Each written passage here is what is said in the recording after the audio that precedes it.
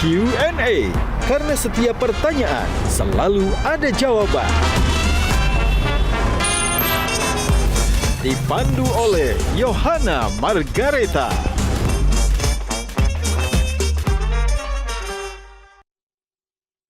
Dipersembahkan oleh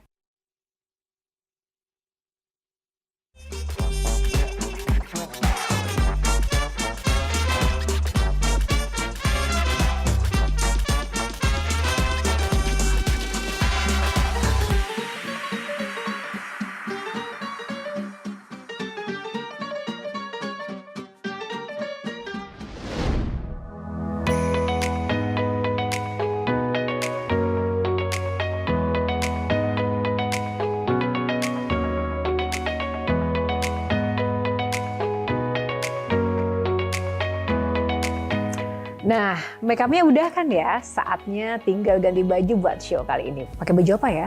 Ada sih satu yang istimewa. Kita langsung aja ke wardrobe ya. Wow, bagus banget. Bagus ya? Wah, ini juga ada ya untuk cowoknya ya? Ini juga dari sarung gajah duduk untuk kemeja pria. Dan ini untuk busana wanita. Nggak nyangka ya, ternyata kain sarung gajah duduk ini bisa dibuat dengan berbagai macam varian untuk busana baik pria maupun wanita. Selain bahannya juga adem, variannya juga banyak sekali motifnya. Dan ini pun bisa cocok untuk segala situasi dan juga acara. Tak dapat dipungkiri, sarung gajah duduk memang legenda Nusantara. Dan jangan lupa yang ada tulisan Arabnya.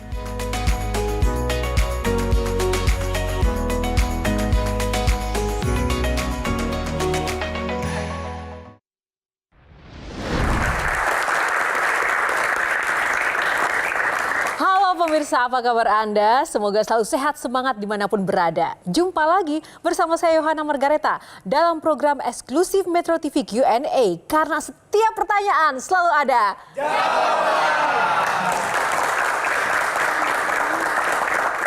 Dan sebelumnya terima kasih juga saya ucapkan untuk para panelis tercinta kita yang sudah setia bersama Q&A. Kita sambut Kang Baman. Ada Dr. Sabrina. Gianluigi, Novita Tandri, Kak Novita, dan Kuku Adi.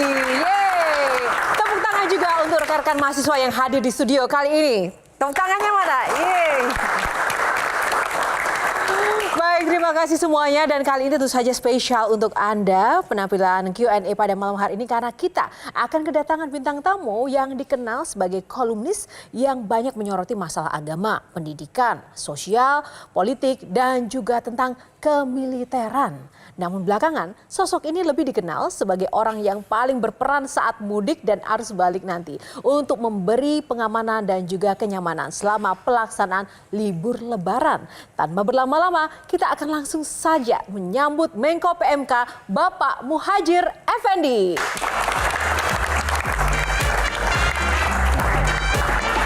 Pak Muhadjir, apa kabar Pak? Boleh sedikit berbincang di sini. Terima kasih Pak, ini sebelum mudik Bapak menyempatkan untuk ke Q&A. Nanti Bapak mudik juga nggak? Oh pasti tidak. Oh ya. Ngurusi orang mudik bukan? Ngurusi orang mudik. Pak, gimana nih 2024 nanti suasananya mudiknya akan seperti apa nih pelaksanaannya? Yang jelas lebih meriah karena akan ada peningkatan pemudik dari yang tahun lalu 123 juta. Sekarang ini diperkirakan 194 juta. Oh, tadi saya mikirnya meriah itu ada hiburan di tengah perjalanan mudik. Enggak, ukuran meriahnya yang ngelola mudik dengan yang menikmati mudik beda. Oh beda ya Pak ya. Infrastruktur dan juga fasilitas kesehatan seperti apa? Insya Allah semuanya sudah disiapkan, kita hitung berdasarkan survei yang dilakukan oleh Kementerian Perhubungan, tingkat kepuasan publik 89%. Nah ini kalau panglimanya Bapak targetnya berapa persen kepuasannya nih? Paling tidak sama, syukur-syukur di atas itu. Syukur-syukur di tengah. Oke, kita berikan tepuk tangan untuk Panglima Mudik kita. Silakan Bapak. Terima kasih. Bapak, ini akan ada banyak sekali pertanyaan-pertanyaan publik ya yang akan diwakili oleh para panelis kita dan juga rekan-rekan audiens di studio melalui sebuah aturan, Pak. Aturannya adalah ada 9 box, nanti silakan berkenan untuk memilih salah satu box. Di dalamnya akan ada tema-tema dan topik yang akan kita ulas bersama. Ceritanya saya mau diadili nih ya. Intinya begitu, Pak. Aduh, ya ampun deg-degan juga ya. Ini ada Pak Menteri di sini. Baik, langsung saja Bapak. Untuk box pertama, Bapak berkenan untuk pilih nomor berapa? Nomor 2. Nomor 2 ya. Baik. Ini nggak ada kaitan dengan politik loh ya. Nggak ada. Tenang, Pak. Tenang. Sudah menjadi kesepakatan kan tadi, Pak? Tapi dikit-dikit boleh lah ya, Pak ya. Baik, kita buka box nomor 2. Who am I?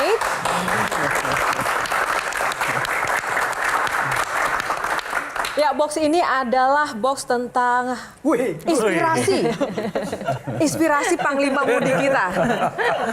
Karena Panglima, jadi harus ada naik kuda ya, kan jadi jenderalnya. Panglimanya ada, saya Pang 4 aja. Pang 4 aja.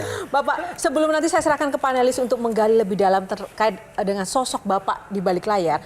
Saya tuh heran, Pak. Bapak ini seorang menteri yang jabatannya strategis tapi tidak pernah muncul di permukaan, exposure-nya juga tidak seperti para pejabat lain begitu. Apakah memang Bapak sengaja untuk tidak terlalu erat dengan media atau menghindar atau memang bagaimana sih, Pak? Saya termasuk yang akrab kok dengan media sosial, ada beberapa platform saya juga ada gitu. Hanya memang saya tidak terlalu serius. Hanya terakhir aja yang banyak menyarankan supaya ada apa yang mengelola dan seterusnya. Tapi semula saya memang tidak terlalu care dengan itu gitu karena mungkin karena faktor fokus saja. Nah, ini Kang Maman rekan sejawatnya Pak Muhadjir Effendi yang juga mengenal beliau dekat ya. Silakan Kang. Ketika di Surabaya atau di Jawa Timur, Prof Muhadjir malah dikenal sebagai pengamat militer dan bahkan sekolah militer sampai ke Amerika. Betul, betul. Gimana ceritanya, Pak? Pelampiasan mimpi yang tak tercapai ya, Pak? Ya, mungkin bawah sadar saya masih mendorong saya untuk memberikan perhatian kepada dunia yang pernah saya pilih itu ya. Memang saya waktu itu sering dimintai pendapat, berbagai macam konflik di militer yang oleh TVRI dan juga TV swasta yang ada di Jawa Timur. Kebetulan tahun 93 saya mendapatkan kesempatan untuk mengikuti kursus jangka pendek di Amerika atas fasilitas dari kedutaan Amerika. Saya kebetulan memilih waktu itu tentang regional security and defense policy. Jadi keamanan regional dan kebijakan pertahanan Amerika di kawasan Asia Tenggara. Tapi saya secara akademik ada sedikit lah pemahaman saya tentang militer. Saya disertasi saya tentang studi fenomenologi. Jadi melihat militer dari sisi fenomenologi. Bukan senjatanya, tetapi alam kesadaran militer itu seperti apa. Yang saya tahu sekarang kajian saya banyak digunakan dasar untuk beberapa mahasiswa S3 untuk menjadi kerangka riset dia, terutama mereka yang melakukan studi fenomenologi. Nah, Bapak kalau melihat kemiliteran kita sekarang seperti apa, Pak? Yang saya studi itu adalah Undang-Undang Nomor 34 Tahun 2004 tentang TNI, yang itu adalah bentuk undang-undang yang mendesain transisi TNI masa Orde Baru ke transisi militer era reformasi. Yaitu itu kan ada jargon TNI kembali ke barak, TNI harus meninggalkan dunia politik dan bisnis dan seterusnya itu yang saya kaji. Dan saya ingin menggali para perwira-perwira menengah waktu itu. Bahkan ada seorang jenderal yang negur saya, kenapa kamu meneliti perwira menengah? Kan banyak jenderal yang bisa saya bantu untuk ketemu dengan mereka. Saya jawab, jenderal sebentar lagi pensiun. Yang saya teliti ini adalah mereka yang nanti mau jadi jenderal. Dan ternyata betul, semua subjek penelitian saya yang dulu mayor, kemudian letnan kolonel, sekarang pada jadi jenderal semua. Baik, tepuk tangan untuk Pak Muhadjir. Ya, memang sungguh nyata sekali ya passion Bapak ya, perhatiannya di dunia kemiliteran. Oke, lalu sekarang kembali pada Who Am I, tentang sosok Bapak. Tadi sudah disebut Kak Novita, bagaimana tadi ada unsur psikologi juga yang menjadi concern Bapak ya, dalam setiap tapak jenjang karir beliau begitu. Ya. Kalau nanti pensiun, Pak, ini kan sudah di 2 periode. Kepengen balik ke pendidikan, menjadi rektor, atau Bapak kira-kira mau masuk ke urusan pertahanan, ketahanan ini? Atau mungkin ke Lemhanas nanti, Pak? Rektor, saya ini jadi rektor sudah 16 tahun, 4 periode. Rektor Universitas Muhammadiyah Malang, walaupun saya guru besar di Universitas Negeri Malang. Orang mengira saya ini dosen di UMM, padahal sebetulnya UM saja. Karena Universitas Negeri Malang itu singkatannya cuma UM. Ya, yang jelas kembali ke kampus, karena saya masih punya sisa 3 tahun, belum pensiun. Dan sekarang saya juga mencoba menghayati apa yang harus saya ambil keputusan ketika menjadi Menko PMK. Misalnya ketika masalah krisis beras begini, saya mencoba menanam padi juga. Ingin tahu bagaimana sih susahnya jadi petani. Ternyata kesimpulan saya, beras itu kalau mahal itu walau baik-baik saja. Jangan terlalu murah. Karena kalau terlalu rendah, itu petani sangat rugi sekali. Jadi kesimpulan saya, petani itu menurut saya pahalanya paling besar lah. Karena dia telah menyediakan beras untuk kita, makan kita, sementara mereka keuntungannya sangat sedikit sekali. Apalagi kalau nanti keterak hama, karena itu Pak Presiden menyetujui ada semacam bansos ya, yang sekarang sedang jadi isu untuk mereka petani yang gagal panen. Saya kira ini cukup bijak, jangan dikait-kaitkan dengan yang lain. Kami memang mengusulkan pada Pak Presiden supaya ada bantuan kepada petani yang mengalami gagal panen kemarin. El Nino itu akibat kemarau yang sangat panjang, itu kan banyak sekali padi yang puso. Puso itu tidak berbuah.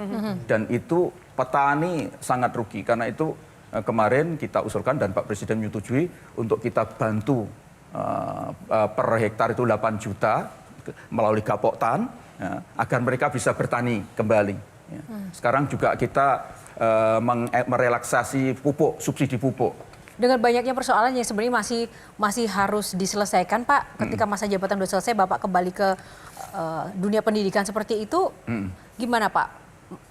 Adakah mungkin langkah-langkah alternatif untuk tetap melanjutkan PR-PR yang belum selesai ketika jadi menteri? Ya enggak ada lah, saya yang penting ingin terus mengabdi kepada bangsa gitu ya, sesuai dengan posisi di mana nanti saya berada, dan memang saya berasal dari kampus. Saya masih guru besar, masih punya 3 tahun untuk mengabdi. Saya ingin membimbing, ingin mengajar kepada mereka-mereka. Siapa tahu pengalaman saya menjadi menteri 2 periode ini bisa dijadikan reference, bisa menjadi inspirasi kepada anak-anak muda, terutama mereka yang akan mengambil S3 gitu. Saya akan fokus membimbing mahasiswa yang menyelesaikan S3. Tepuk tangan untuk Pak Muhadjir. Pak Presiden mestinya, ya ada apa, ono apa kan mestinya begitu. Tapi Pak Presiden, wonten menapa Pak, begitu. Oh. Jadi enggaknya.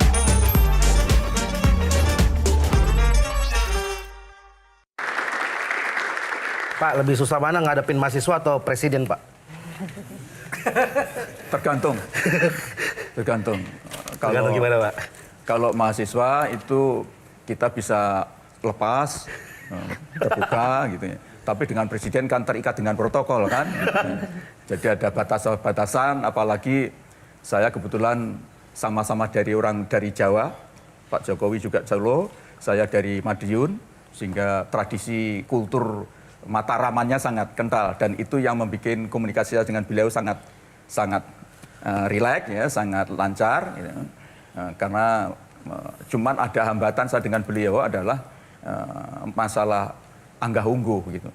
Karena saya dengan beliau presiden kan saya harus terus sudah terbiasa dibentuk di dalam keluarga kromo inggil. Jadi dengan beliau kromo inggil menyampaikan dengan bahasa Jawa halus kan. Tapi Pak Presiden juga dengan saya kromo inggil juga. Ya ini menjadi pikuk jadinya gitu. Tapi kan kromo inggil harus juga dimengerti dengan kromo inggil kan, Pak? Tidak juga. Oh, jadi betul. Mestinya Pak Presiden dengan saya, karena saya pembantu beliau harus ngoko dengan saya. Okay. Jadi bahasa kasar, bahasa ngoko artinya. Saya yang harus kromo inggil dengan beliau. Tapi Pak Presiden kalau saya kromo inggil, beliau juga kromo inggil. Nah. Jadi nggak nyambung gitu. Nah, salah satu contohnya Pak, kalau sedang berdiskusi dengan Presiden dengan kromo inggil tuh boleh sedikit dipraktekkan nggak Pak? Misalnya lagi bahas apa sih Pak? Nun sewu Bapak Presiden, kepareng matur gitu. Nanti Pak Presiden mestinya ya ada apa gitu. Ono apa kan mestinya begitu. Tapi Pak Presiden wonten menapa Pak gitu. Oh. Jadi nggak nyambung. Gitu ya. Baik. Kalau Kuku, monggo Kuku. Aku gimana? Nggak usah. Kamu bukan presiden ya, kamu Kuku, nggak apa-apa. Bukan siaran Jawa. Nggak usah pakai bahasa kromo inggil, nggak apa-apa. Kemeriki Pak, aku kemeriki itu artinya apa ya? Begini, tadi saya tertarik dengan apa yang Prof bilang ketika mencuri-curi buku pelajaran dari kakak-kakaknya Prof waktu itu. Iya. Di saat umur-umur segitu, kalau saya sih pikirannya mencuri jambu, mencuri belimbing, Prof kepikiran buat mencuri buku-buku. Saat itu tuh gimana proses kepikirannya, nyuri buku gitu, atau mau saya belajar. Bukankah itu kan Prof juga bilang kalau itu lingkungan keluarganya, lingkungan pendidikan gitu. Jadi harusnya kakaknya, ini belajar aja, kenapa Prof harus nyuri-nyuri waktu itu gitu? Jadi saya kebetulan kan nomor 6, sehingga ada 5 kakak saya yang ada yang di SMA, bahkan juga ada yang di SD ya. Jadi suasana hari-hari itu ribut. Ributnya itu rebutan pensil. Dulu waktu masih sabak. Ya, sabak pakai grip itu, rebutan sabak. Kemudian buku juga begitu, saling ngambil gitu ya. Bahkan pernah kakak saya itu membawa pulpennya ayah saya itu. Dulu pulpen Aero, itu pulpen yang paling bagus, mahal itu. Dibawa ke sekolah itu ribut rumah itu.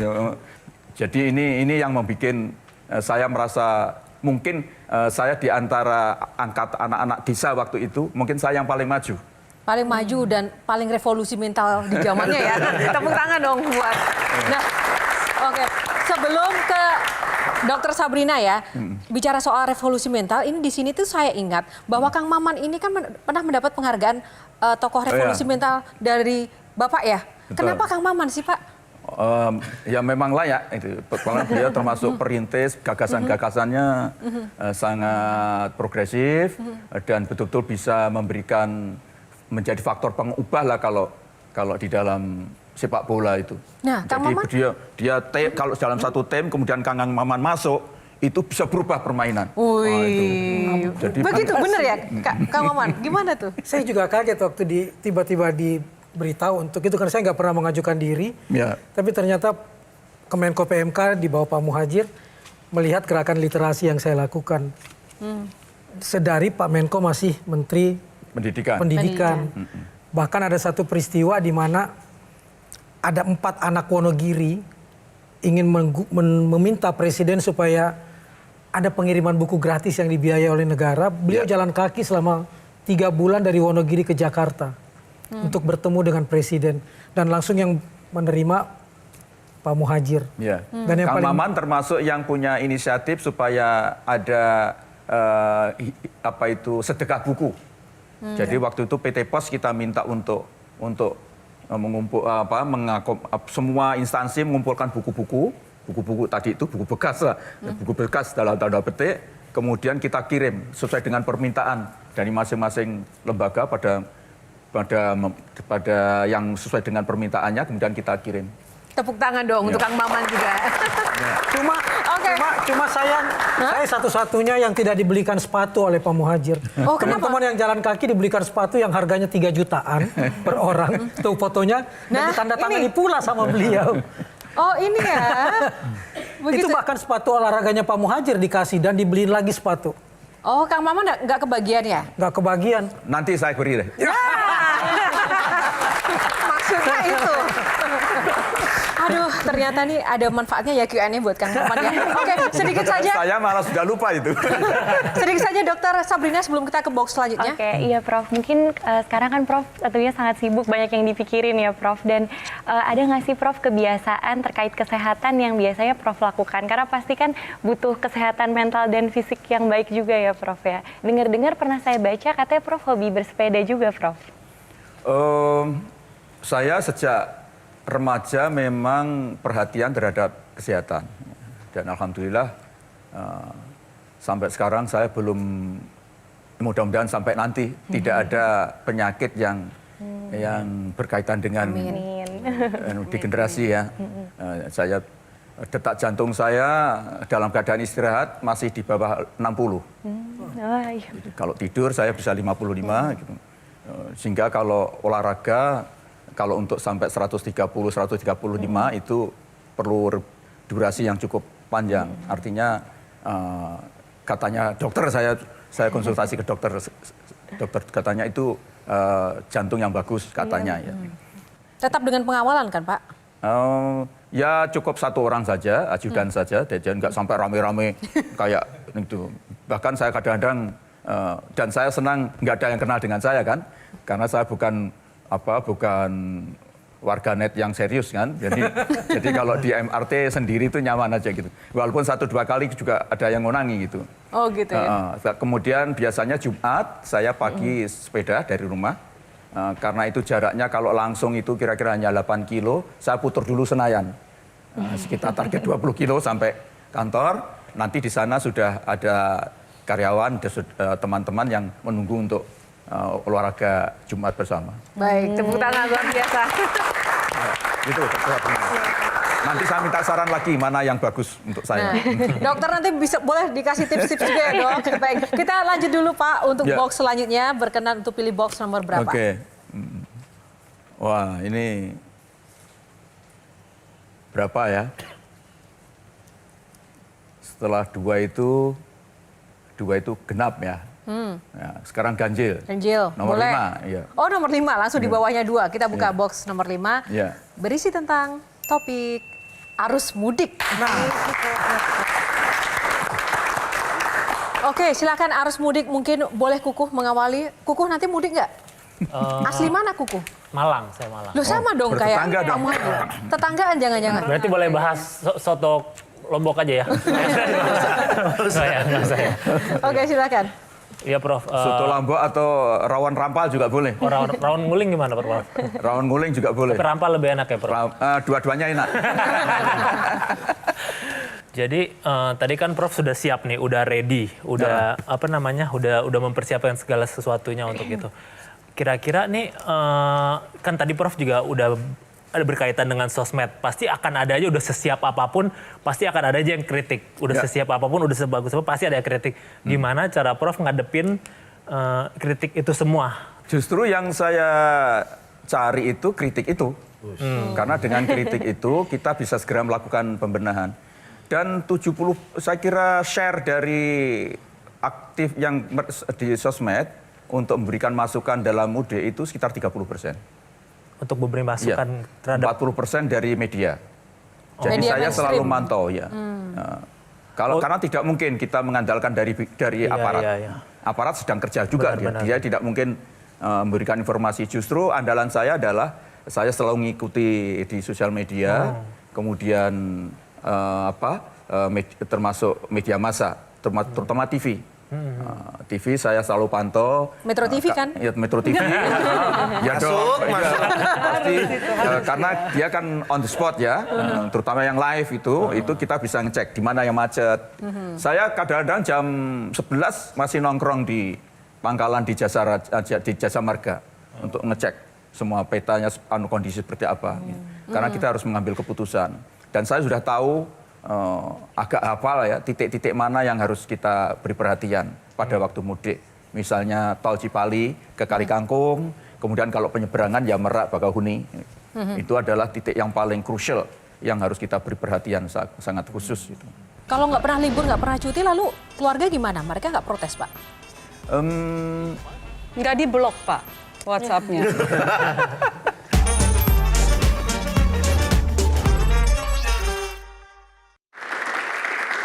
Pak Muhadjir ini adalah salah satu menteri yang terkenal jarang cuti ya Pak ya? Kerja terus ya? Saya seingat saya Kapan selama liburnya, jadi Pak? menteri belum pernah cuti. Oh malah belum pernah cuti? Banyak Pak serius tabungannya. Pak? Ya. Banyak tabungan. Sering jadi menteri ad interim karena menterinya sedang cuti.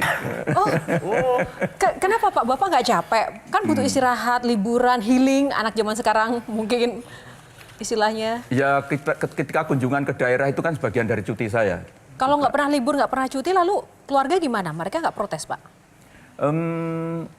Protes sih, tetapi kan dia tahu juga kalau dia protes tidak saya tanggapi kan.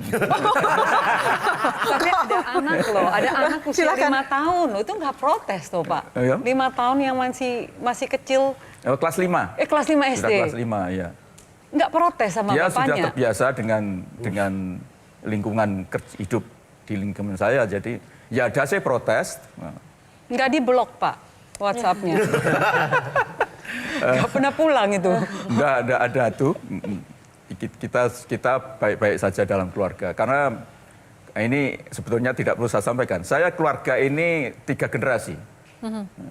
Saya dari generasi baby boomer, istri saya generasi milenial, anak saya generasi Z dan Alpha sekarang ini.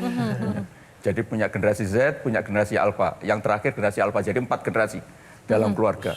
Ini ternyata luar biasa. Saya kalau sudah berkaca dengan tentang internet, tentang berbagai macam platform, saya harus belajar dengan anak saya, bahkan dengan istri saya. Gitu.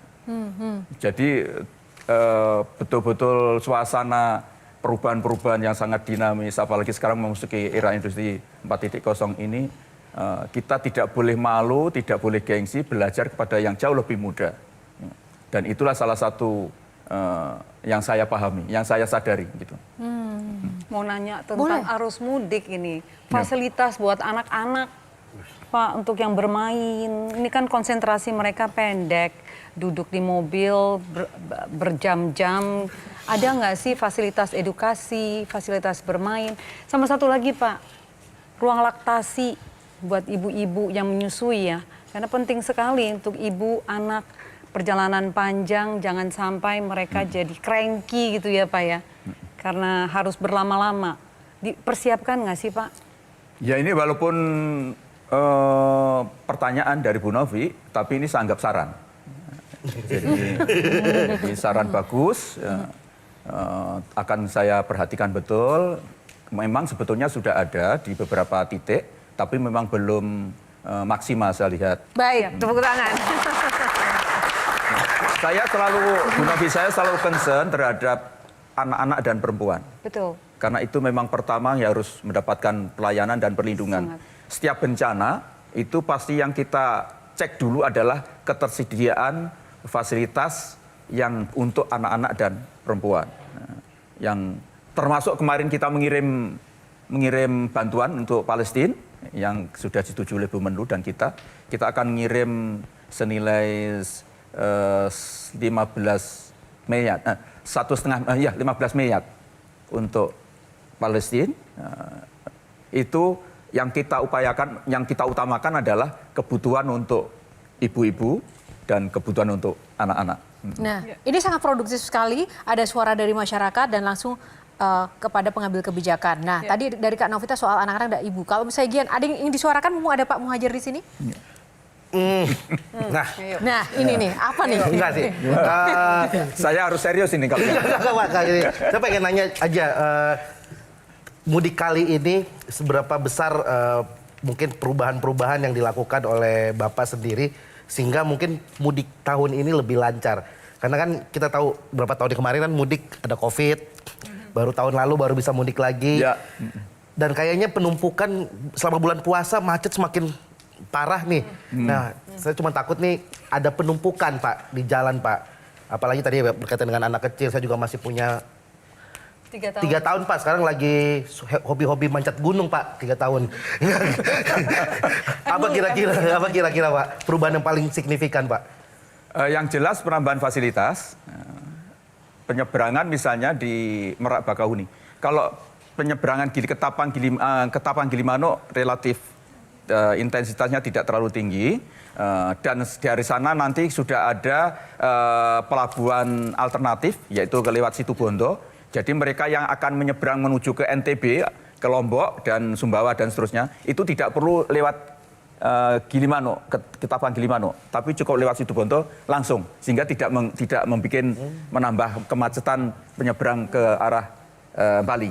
Sementara yang di Merak kemarin saya sudah tinjau langsung. itu ada penambahan dermaga. Jadi nanti ada penambahan dermaga Ciwandan, ada BBJJ, kemudian dermaga yang ada di Merak kita tambah untuk penumpang, itu sudah kita tambah.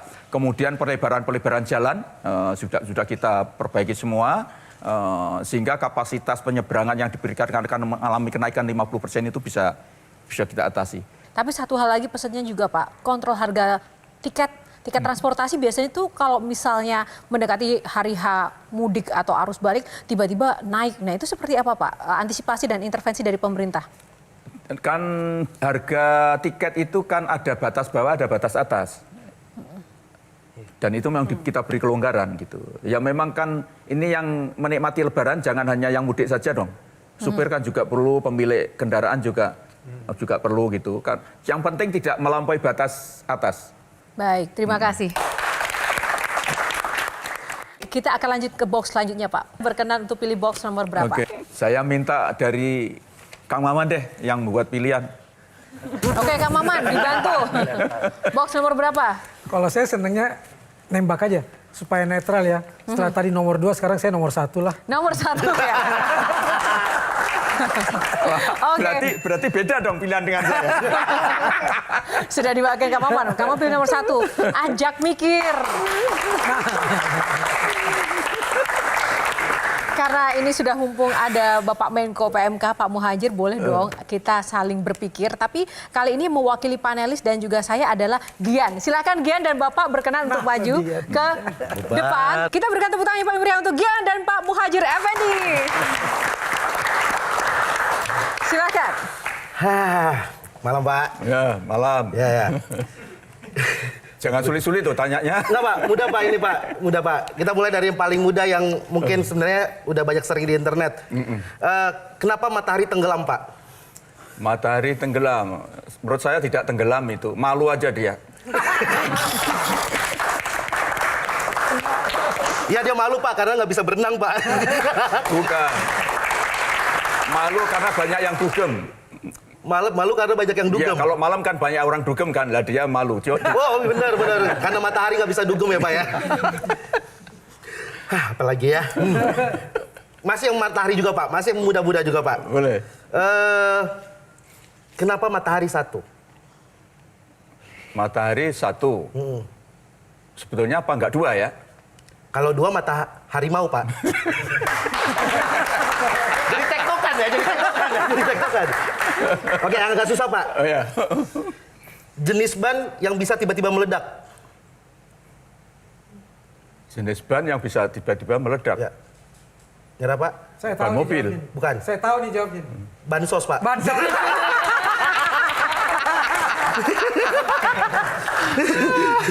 Betul. Bansos. Iya, bansos kan. Iya. Tiba-tiba Pak. Meledaknya gimana kalau bansos? Suara Pak. Ya, meledaknya suara duar gitu Pak. Jangan balikin untuk bertanya Pak. Saya yang deg-degan Pak. Oh iya, maaf. Ular, kenapa ular bisa membantu masyarakat? Ular Bisa membantu masyarakat. bisa membantu masyarakat. Ya. Ya, karena ular kan punya bisa. Ya. Bisa itu bisa dipakai untuk serum. Iya, betul. Serum bisa digunakan untuk mengatasi kalau orang kena bisa, itu bisa digunakan untuk menetralisir. Bener lagi. Karena ular banyak bisanya ya.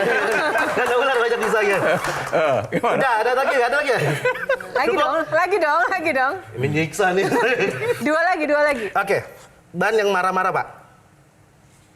Banjir. Banteng Pak. Udah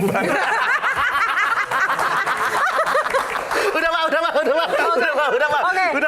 Ini dari Gian. Boleh dong, 1 saja Bapak ada tebak-tebakan untuk Gian nggak? Sebagai balasan. 1 saja Pak. Ini lebih kayak ngerjain skripsi nih Pak. Ayo Pak. Apa ini? Makanan apa yang tidak dijual di pasar? Waduh. Nasi Honolulu. Nasi Honolulu. Nasi apa tuh? Nasi Hawaii nggak ada. Oh iya. Nah. Apa Pak? Nyerah Pak? Makan hati. Baik, terima kasih Bapak Muhadjir. Pak, terima kasih. Juga. Sebelum what next, saya ingin Bapak mengklarifikasi soal bansos, Pak. Sebelum Bapak akhirnya mundur nanti supaya clear nih. Ya. Yang diributkan kemarin itu gimana sih ceritanya, Pak?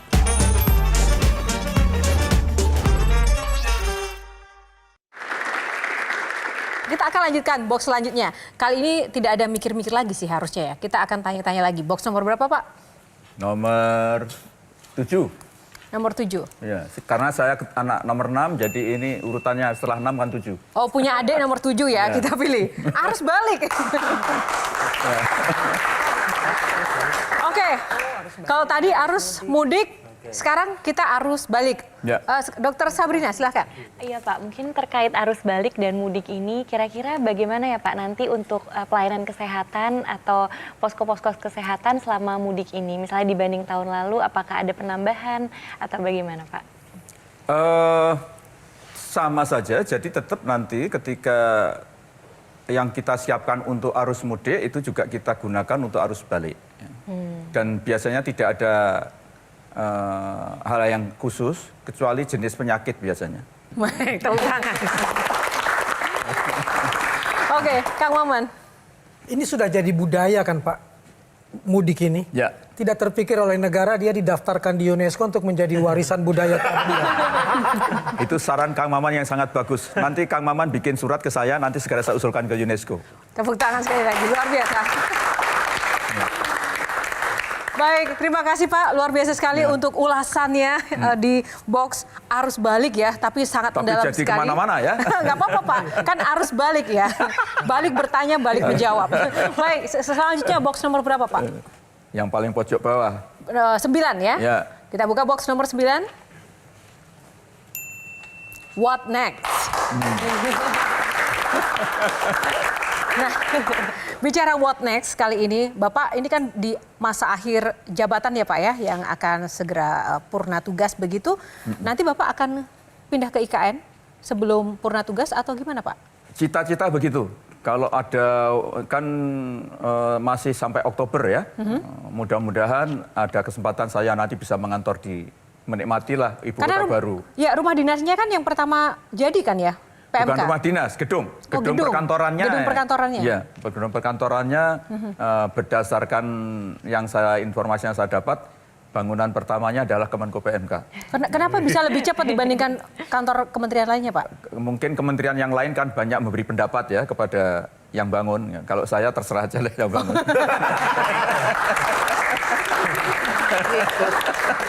Oke, silakan Gian. Ada yang ditanyakan nggak ke Bapak? What next? Apa yang belum Bapak lakukan di masa jabatan Bapak yang menurut Bapak harus diselesaikan? Banyak sih. Banyak. Paling penting mungkin Pak. Dan memang tidak akan pernah selesai saya rasa. Yang paling penting sebetulnya adalah bagaimana membangun tadi itu kultur yang baru, transformasi Indonesia Mas tahun 2045 seiring dengan perubahan-perubahan terutama transformasi teknologi digital yang ini belum maksimal menurut saya. Kemudian juga perubahan mental yang berkaitan dengan gaya cara hidup ya, cara hidup. Saya harus akui bahwa misalnya angka korupsi juga masih tinggi di Indonesia dan itu sebetulnya saya bertanggung jawab karena berkaitan dengan mental kan itu. Harusnya yang bertanggung jawab itu gimana Pak untuk mempertanggungjawabkan? Ya harus diadili mestinya. Ini di Q&A sudah nih. Tepuk tangan dong buat Pak Muhadjir. Sebelum what next, saya ingin Bapak mengklarifikasi soal bansos, Pak. Sebelum Bapak akhirnya mundur nanti supaya clear nih. Ya. Yang diributkan kemarin itu gimana sih ceritanya, Pak? Bansos itu jadi begini ya, kalau nomenklatur yang saya pahami ya, yang mungkin ini sering keliru disampaikan oleh pejabatnya, bahwa di dalam nomenklatur APBN itu ada namanya perlinsos, perlindungan sosial. Ya. Yang pertama subsidi, yang kedua bansos, yang kedua jamsos. Yang ketiga jamsos. Jaminan sosial. Yang banyak itu subsidi. Kalau bansosnya itu, kalau di bansos itu secara nomenklatur dikelola oleh Kemensos. Itu tidak sampai sekitar 79 triliun aja. Atau Bansos. sekarang ada kenaikan 97 triliun untuk 2024. Jadi dari 497 triliun yang sering disebut bansos itu sebetulnya komponennya lebih banyak subsidi. Nah, yang betul-betul bansos itu adalah dalam bentuk PKH, program keluarga harapan, ada BLT pangan, BLT bantuan langsung tunai pangan, ya, itu saja. Kemudian ada beberapa paket-paket kecil, dan itu nilainya tidak sampai 100 triliun tadi itu. Siapa yang harus pertama-tama dilindungi? Kan mereka yang tidak mampu. Prof, saya ingin bertanya terkait LPDP, Prof. Bagaimana memastikan program-program seperti LPDP, karena sangat membantu nih para dokter juga, Prof, untuk menggapai spesialis, itu tetap dilanjutkan gitu, Prof?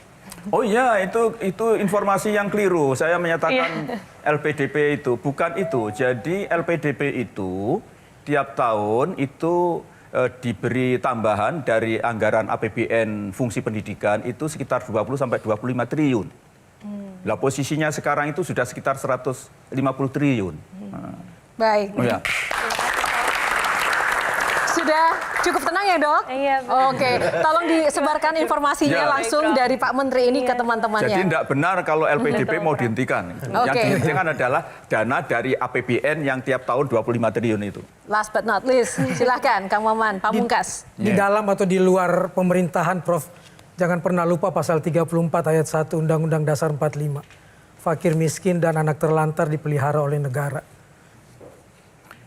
Ya memang, jadi walaupun saya nanti nggak jadi menteri, saya itu menjadi concern saya karena keberpihakan kepada mereka yang tidak beruntung itu kan perintah ya, perintah undang-undang gitu. Mestinya itu tidak hanya pemerintah negara yang melakukan, bukan tanggung jawab negara saja, tanggung jawab kita semua. Dan itu kan instrumen-instrumen di masyarakat sudah sangat banyak, ada badan zakat, badal amil, kemudian volunteer, ada filantropi, dan itu semua bergerak di bawah koordinasi Kemenko PMK. Saya merasa bahwa share mereka, terutama masyarakat, terutama waktu COVID, itu lebih dari 60%. Pemerintah hanya 30% share-nya. Malah rakyat yang lebih Iya, rakyat yang banyak. Oke. Jadi undang-undang itu jangan dipahami itu perintah kepada negara saja, tapi pemerintah kepada rakyat. Karena undang-undang itu kan tidak ditujukan kepada negara, tapi untuk seluruh rakyat Indonesia. Dan itulah yang kita pahami kemarin. Terima kasih.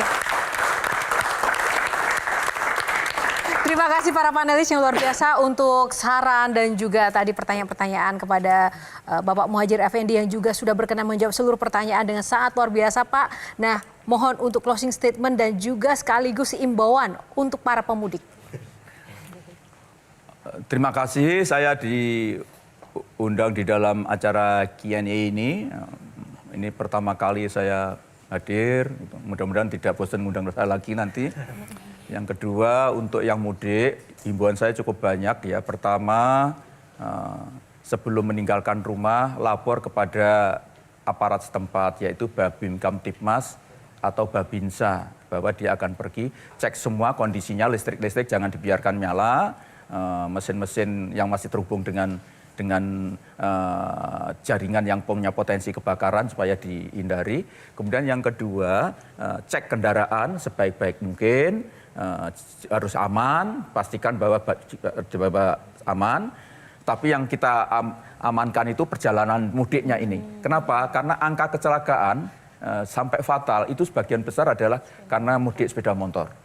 Kemudian yang ketiga, mohon untuk yang mau wisata, cek betul bis yang akan disewa. Karena banyak bis wisata yang sebetulnya tidak lolos uji kir, karena itu dibeli melalui lelang, sebetulnya bis lama, kemudian dicet baru. Yang ini yang sering terjadi kecelakaan, misalnya remnya blong dan seterusnya itu. Karena itu mau diwaspadai betul, dicek. Saya juga menghimbau para pemilik penyewa mobil wisata, bis wisata ini, jangan menyewakan barang dia yang tidak layak untuk layak jalan. Ini penting, karena angka kecelakaan cukup tinggi di wisata karena kendaraannya blong. Kemudian yang tidak kalah penting adalah yang mau setir, yang mau megang setir, istirahatnya cukup. Kemudian kalau menggunakan rest area, mohon sabar dan jangan berlama-lama. Maksimum 30 menit, tapi semakin cepat semakin baik. Karena yang ngantri banyak. Dan ini problem yang belum terselesaikan sampai sekarang adalah ngantri mau masuk di rest area. Dan ini saya yakin nanti akan semakin berat. Walaupun saya tadi sudah bilang akan kita siapkan tempat kamar kecil sebanyak mungkin, termasuk nanti laktasi akan saya perhatikan itu. Mudah-mudahan akan lebih mempermudah. Amin, tepuk tangan untuk Bapak. Dan terima kasih juga untuk Anda pemirsa yang sudah setia menonton Q&A episode kali ini. Terima kasih juga para rekan-rekan audiens, rekan-rekan mahasiswa yang sudah ada di sini, yang sudah menyempatkan hadir. Dan tak lupa, kami juga berterima kasih untuk Sarung Gajah Duduk yang sudah menyiapkan baju saya yang saya kenakan pada malam hari ini. Sarung Gajah Duduk, legenda Nusantara yang ada tulisan Arabnya. Saya Yohana Margarita pamit undur diri. Terima kasih atas kebersamaan Anda. Sampai jumpa di program Q&A selanjutnya. Selamat malam, sampai jumpa lagi. Terima kasih, Pak.